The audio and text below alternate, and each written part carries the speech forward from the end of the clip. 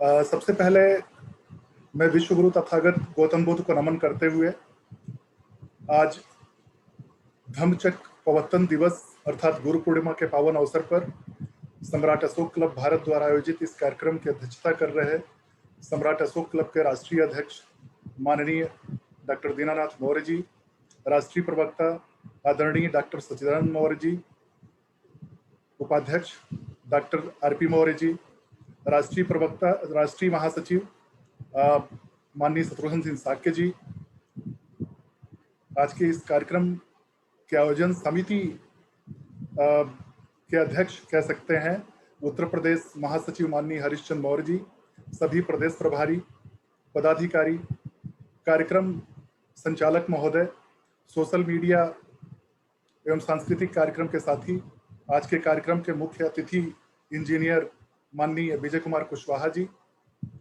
अन्य अतिथिगण माननीय सीके मंगलम जी, माननीय प्रिया शाक्या जी, माननीय भगवान दास कुशवाहा जी, सभी दर्शक एवं श्रोतागण, आप सभी को मेरा नमो बुद्धाय और धम्म संध्या। आज की इस कार्यक्रम में आप सभी का स्वागत और अभिनंदन करते हुए मैं अपनी बातों को बहुत ही संक्षेप में रखना चाहता हूं।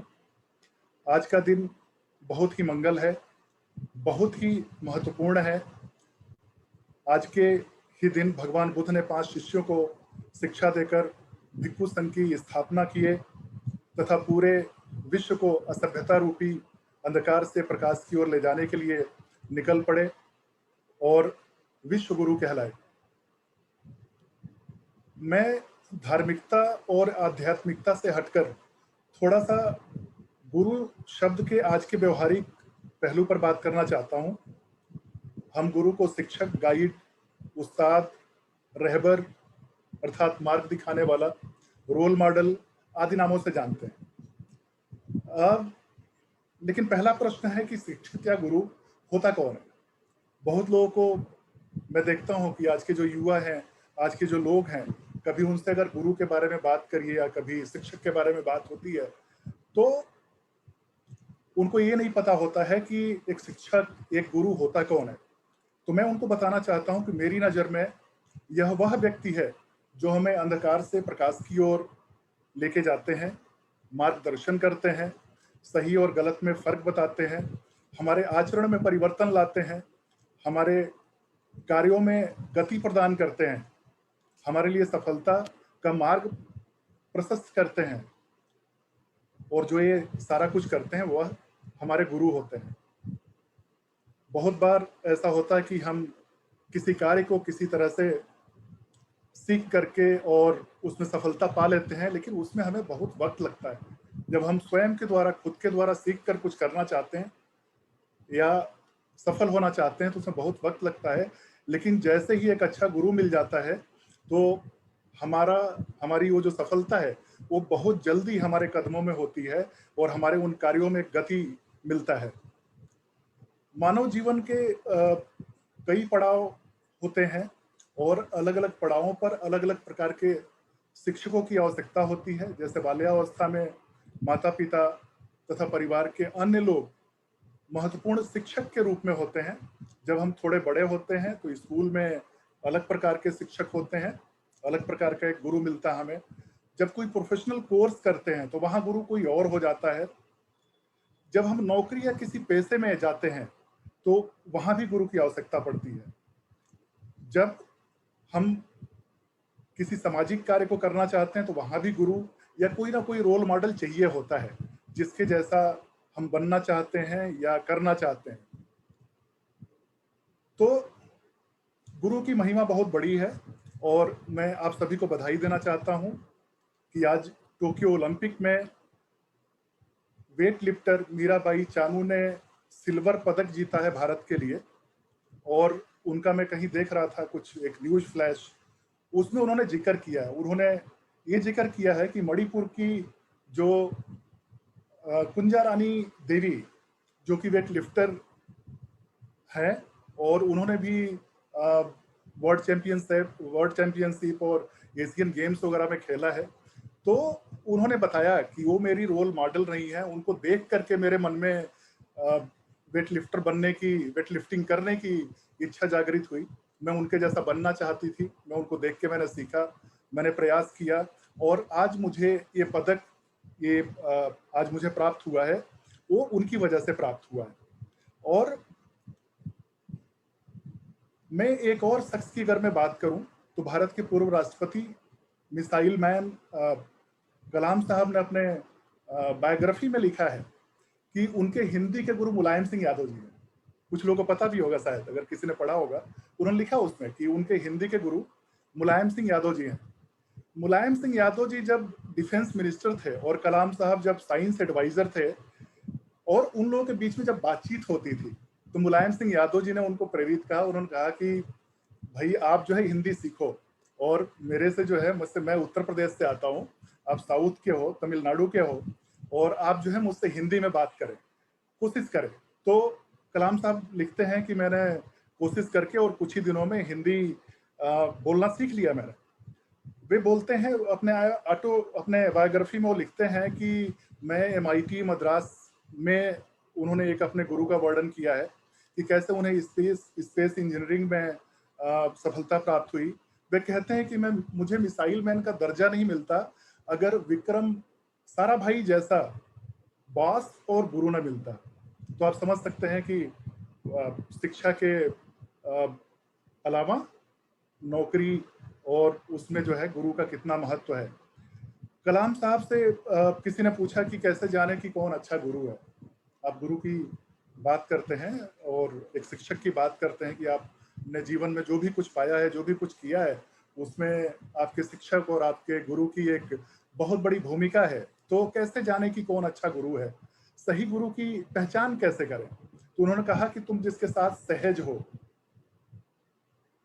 तुम जिसके साथ सहज हो और जिससे सीखकर तुम्हें आनंद आता है और जिसके करीब रहना चाहते हो और सीखते रहना चाहते हो, समझ लेना कि तुम्हें अच्छा गुरु मिल गया है।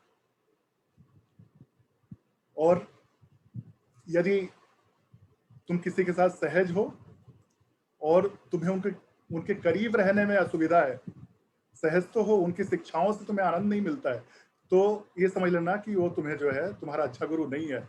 लेकिन तुम जिसके साथ सहज हो, जिसके साथ सीख करके आनंद आता है, जिसके करीब रहना चाहते हो, तो अच्छा गुरु है। तो अच्छे गुरु की पहचान करना भी बहुत जरूरी है। और जब एक बार वह मिल जाए तो मेरा मानना है कि व्यक्ति को उसका हाथ नहीं पकड़ना चाहिए।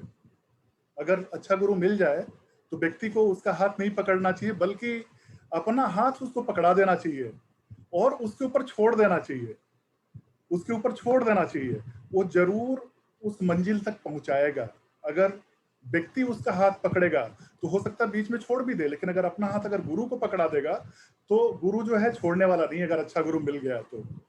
और कई बार तो कुछ व्यक्ति को कुछ लोगों को ऐसा लगता है कि मैं तो सब कुछ जानता हूँ और सब कुछ कर सकता हूँ और मुझे गुरु की आवश्यकता नहीं है। तो हो सकता है कि कोई कर ले, बट समय लगेगा। और यदि गुरु होगा तो जल्दी सफलता मिलेगी। और किसी को अपने ज्ञान को लेके, अपने जानकारी को लेके अहंकार नहीं होना चाहिए। और कई बार व्यक्ति के अंदर अहंकार भी होता है। तो एक छोटी सी एक कहानी है जो एक इसके महत्व को समझाती है। जैसा कि जो है हमारे बिहार प्रदेश के प्रदेश अध्यक्ष माननीय भीष्म कुमार जी ने जब अपना वक्तव्य दे रहे थे तो उन्होंने एक लाइन बोली थी, सवाल ये नहीं है कि कितना सीखा जा सकता है, सवाल ये है कि हम गलत चीजों को कितना भुला सकते हैं। ठीक है ना? तो कई बार होता है कि आदमी के अंदर अहंकार होता है, उसे लगता है कि गलत चीजें हैं उसके अंदर और उसे लगता है कि हमने जो है हमें बहुत कुछ आता है, बहुत सीखा है। तो एक छोटी सी, ये बहुत छोटी सी कहानी है कि एक गांव में एक व्यक्ति जिसकी बुद्धि थोड़ी सी तीव्र थी, जब उससे लोगों ने बोला कि तुम तथागत के पास जाओ और उनसे कुछ शिक्षा ग्रहण करो, तो उस व्यक्ति को ये लगता था कि उसे तो बहुत कुछ आता है। उसने कहा कि ठीक है, लेकिन तुम लोग जब कहते हो तो मैं जाता हूँ और उनसे देखता हूँ मुझे क्या मिलता है, क्या शिक्षा मिलती है, वो क्या मुझे दे पाते हैं। वह जैसे ही तथागत के पास पहुंचा और बोला कि मैं आपसे कुछ सीखना चाहता हूँ, कुछ शिक्षा लेना चाहता हूँ। तथागत उसके प्रश्नों के हिसाब से उसे भाप गए और बोले कि 10 दिनों के बाद आना। वह 10 दिनों के बाद फिर गया और तथागत ने फिर बोला कि 10 दिन के बाद आना। वह फिर गया, ऐसा कई बार हुआ। ऐसा होने पर वह व्यक्ति झल्लाकर बोला कि आपको मुझे शिक्षा नहीं देनी है, तो बार-बार बुलाते क्यों हैं? तथागत बोले कि जाओ 1 गिलास पानी लेके आओ। वह 1 गिलास पानी ले आया, फिर बोले कि 1 गिलास पानी और ले आओ। वह 1 गिलास पानी और लेके आया। तथागत बोले कि तुम इस गिलास का पानी दूसरे गिलास में डाल दो। वह तथागत की ओर देखते हुए उसने पूछा, भगवान यह कैसे संभव है? तथागत ने कहा कि जब तुम्हें यह लगता है कि तुम्हें बहुत ज्ञान है, तो मेरे ज्ञान को कैसे अपने अंदर समाहित कर पाओगे? बात उस व्यक्ति के समझ में आ गई थी। तो गुरु से ज्ञान लेना है तो अपने आप को ज्ञानी समझना मेरे ख्याल से भूल होता है। तो अपने आप को ज्ञानी हमें नहीं दर्शाना चाहिए और गुरु के ऊपर भरोसा करते हुए और गुरु से ज्ञान प्राप्त करना चाहिए। और इसके साथ ही अंत में कहना चाहूँगा कि आप जिस क्षेत्र में हैं, उस क्षेत्र में अच्छे गुरु की तलाश करते रहिए। अच्छा गुरु मिलने पर उसके प्रति समर्पित रहिए। इसी के साथ आप सभी लोगों को बहुत-बहुत धन्यवाद। शुक्रिया।